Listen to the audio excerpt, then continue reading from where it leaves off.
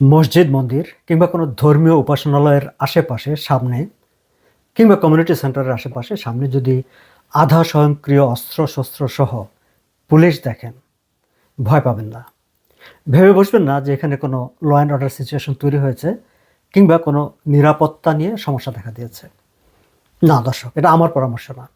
এই পরামর্শটি দিয়েছে টরন্টো পুলিশের প্রধান।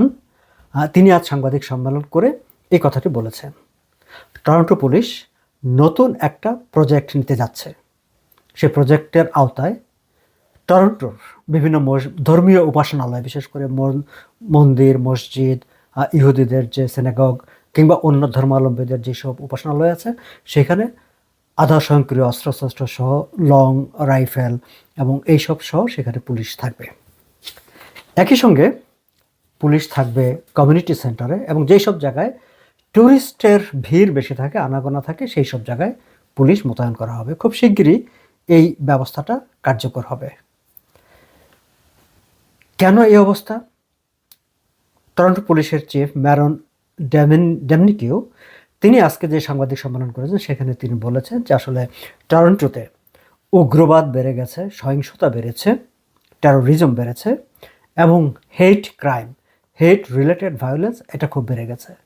সেই কারণে তারা সিদ্ধান্ত নিয়েছে যে বিশেষ করে এইসব এলাকাগুলোতে তারা পুলিশের অবস্থান বাড়াবে এবং তারা বলছে যে এটা হচ্ছে তাদের কৌশলগত অবস্থান, যে আগে থেকে অবস্থান নিয়ে নেওয়া, যাতে কোনো ধরনের পরিস্থিতি তৈরি হলে, কোনো ধরনের সিচুয়েশন ক্রিয়েট হলে সেটা তারা খুব সহজেই নিয়ন্ত্রণ করতে পারে।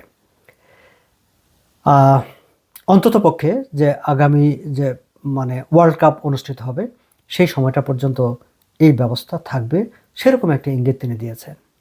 সো দর্শক, টরন্টোতে সাম্প্রতিক সময়ে নানা ধরনের আইন শৃঙ্খলা পরিস্থিতিজনিত ঘটনা ঘটেছে। এটি সত্য, এটি পুলিশ নিজেরাও স্বীকার করছে যে হেট ক্রাইম খুবই বেড়ে গেছে। সো তারই একটা প্রস্তুতি হিসাবে, যাতে কৌশল তার ভাষায় স্ট্র্যাটেজিক একটা পজিশন নেওয়া আর অংশ হিসাবে পুলিশ এই সিদ্ধান্ত নিয়েছে যে তারা কমিউনিটি সেন্টার, যেসব জায়গায় ট্যুরিস্টের আনাগোনা বেশি থাকে এবং প্লেস অফ ওয়ার্শিপ, ধর্মীয় উপাসনালয় যেসব জায়গায় আছে, সেই সব জায়গায় তারা আধা স্বয়ংক্রিয় অস্ত্রশস্ত্রে সজ্জিত পুলিশ মোতায়েন করবে।